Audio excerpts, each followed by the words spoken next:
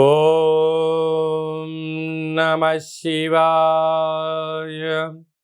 ఓం నమో నారాయణాయ. ఓం శ్రీ స్వర్ణాకర్షణ కాళభైరవాయ నమో నమః. ఓం నరదృష్టి నివారణ సంచిత కర్మ ప్రారబ్ధ కర్మ ఆగమిక కర్మ దగ్ధ నివారణ తులాభార కాళభైరవాయ నమో నమః. ఓం కాళకాలాయ విద్మహే కాళాతీతాయ ధీమహి తన్నో శ్రీ స్వర్ణాకర్షణ కాళభైరవ ప్రచోదయాత్. హరి ఓం. మా ఛానల్కి స్వాగతం. చూస్తున్న వీక్షకులకు ప్రేక్షకులకు ప్రియ కాళభైరవ భగవద్బంధులకి స్వాగతం పలుకుతూ మమ్మల్ని ఎంతగానో ఆదరిస్తూ ఉండబడినటువంటి ప్రియ సోదర సోదరీమణులకు, ఆధ్యాత్మిక వ్యక్తులకు, జ్యోతిష్య అభిమానులకు, సనాతన ధర్మ సంరక్షకులకు అందరికీ కూడా కార్తీక మాస అమావాస్య శనివారం ఆదివారంతో కూడుకున్న అమావాస్య సందర్భంగా ఎలాంటి విధి విధానాలు పాటించాలో ఈ వీడియోలో సవివరంగా సంపూర్ణంగా తెలుసుకుందాం. 16/11/2024 నుండి 30/11/2024 వరకు పుట్టినటువంటి వారందరికీ కూడా ముందస్తుగా జన్మదిన శుభాకాంక్షలు. గతంలో వివాహం చేసుకున్న వారికి వివాహ వార్షికోత్సవ శుభాకాంక్షలు. ప్రధానంగా మీరు ఈ వీడియో చూస్తున్నారు అన్నట్లయితేనే ఆ కాళభైరవ స్వామికి ఆజ్ఞ ఆశీస్సులు మీపైన ఉన్నాయని చెప్పి గమనించాలి. వీడియో ప్రారంభం నుంచి చివరి దాకా విన్నట్లయితే మీ అష్ట కష్టాలన్నీ కూడా తొలగిపోయి ఐశ్వర్యానికి స్వాగతం పలుకుతారు అని చెప్పి కూడా గమనించాలి. ద్వాదశ రాశుల్లో గ్రహ గమనాన్ని ఒకసారి వీక్షింపచేద్దాం. వృషభ రాశిలో గురుచంద్రుల కలయిక గజకేసరి యోగంతో ప్రారంభమవడం, కర్కాటక రాశిలో కుజభగవానుడు నీచభంగ సంచార స్థితి, కన్యరాశిలో కేతు సంచార స్థితి, వృశ్చిక రాశిలో రవి బుధ సంచార స్థితి, బుధాదిత్య రాజయోగము, ధనుసు రాశిలో శుక్ర భగవానుడు సంచార స్థితి, కుంభరాశిలో శని భగవానుడు వక్రగమన స్వక్షేత్ర సంచార స్థితి, మీనరాశిలో రాహు సంచార స్థితితో ద్వాదశ రాశుల్లో గ్రహ గమనాలు ఈ విధంగా ఉన్నాయి.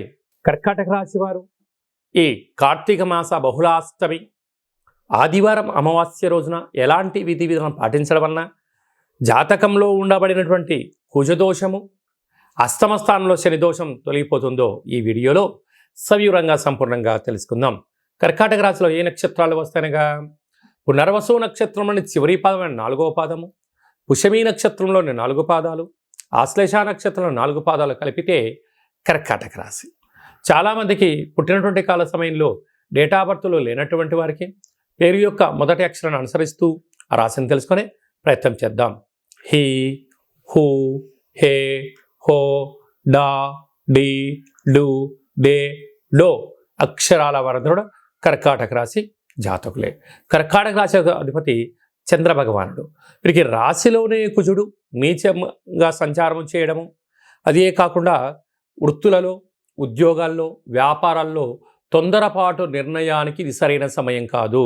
ఆవేశపడి పెట్టుబడులు పెట్టి అప్పులు తెచ్చి చేశారా, రాబోయే కాలమే ఇబ్బంది కాలం. కనుక కాలం అనుకూలంగా లేనప్పుడు మౌనం, ధ్యానం, ఏకాగ్రత, పెద్దవారి యొక్క మాటలు వినడం, సక్సెస్ అయినటువంటి వారి యొక్క సలహాలు సూచనలు అవసరం వలన సమయం వృధా కాకుండా, ధనం వృధా కాకుండా మనం చేస్తున్న పనులలో ఒక ఏకాగ్రతను సాధించడం వలన రాబోయే కాలము మంచి కాలము అని చెప్పి గమనించాలి.